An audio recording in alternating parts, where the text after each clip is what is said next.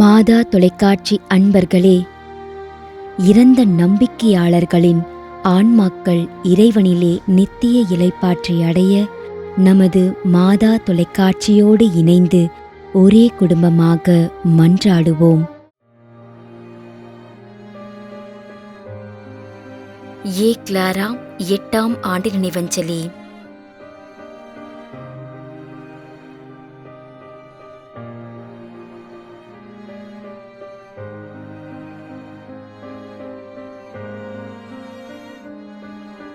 திரு Felix Motha, Rose Fernando.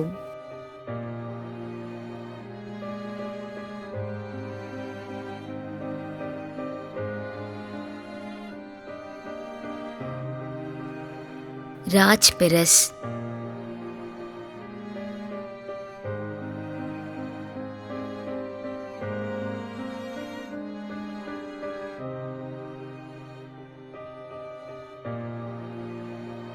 D. Tony Merrill Kumar, 7ஆம் மாதம் நினைவஞ்சலி.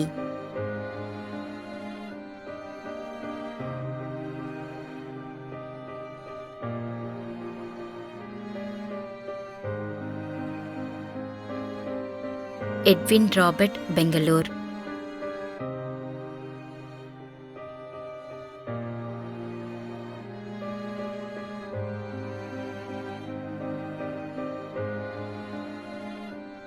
R. Samuel, 1ஆம் ஆண்டு நினைவஞ்சலி.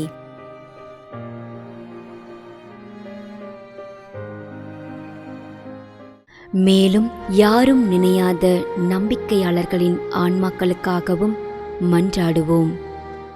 தந்தை, மகன், தூய ஆவியாரின் பெயராலே ஆமென். ஆண்டவருடைய பெயராலே நமக்கு உதவி உண்டு. விண்ணையும் மண்ணையும் படைத்தவர் அவரே. அருள்வாக்கு. திருவெளிப்பாட்டு நூலிலிருந்து வாசகம். அதிகாரம் 14, இறைவார்த்தை 13. விண்ணகத்திலிருந்து ஒரு குரலை கேட்டேன். இது முதல் ஆண்டவரோடு இணைந்த நிலையில் இறப்போர் பேறு பெற்றோர் என எழுது என்று அது ஒலித்தது. அதற்கு தூய ஆவியார், ஆம், அவர்கள் தங்கள் உழைப்பில் இருந்து ஓய்வு பெறுவார்கள், ஏனெனில் அவர்களின் செயல்கள் அவர்களை பின்தொடரும் என்று கூறினார். ஆண்டவரின் அருள்வாக்கு. இறைவனுக்கு நன்றி. நம்மிடையே வாழ்ந்து இறந்து போன இறைவனின் அடியார்களுக்காகவும், மேலும் குறிப்பாக மாதா தொலைக்காட்சி வழியாக நீத்தார் நினைவில் இன்று நினைவு கூறும் இறைவனின் அடியார்கள் அனைவருக்காகவும் மன்றாடுவோம். விண்ணுலகில் இருக்கின்ற எங்கள் தந்தையே, உமது பெயர் தூயது என போற்ற பெறுக. உமது ஆட்சி வருக. உமது திருவுளம் விண்ணுலகில் நிறைவேறுவது போல மண்ணுலகிலும் நிறைவேறுக. எங்கள் அன்றாட உணவை இன்று எங்களுக்கு தாரும். எங்களுக்கு எதிராக குற்றம் செய்வோரை நாங்கள் மன்னிப்பது போல எங்கள் குற்றங்களை மன்னியும். எங்களை சோதனைக்குட்படுத்தாதேயும், தீமையிலிருந்து எங்களை விடுவித்தருளும். ஆமென். இறைவா, இரக்கம் காட்டுவதும் மன்னிப்பு அளிப்பதும் உமது இயல்பு.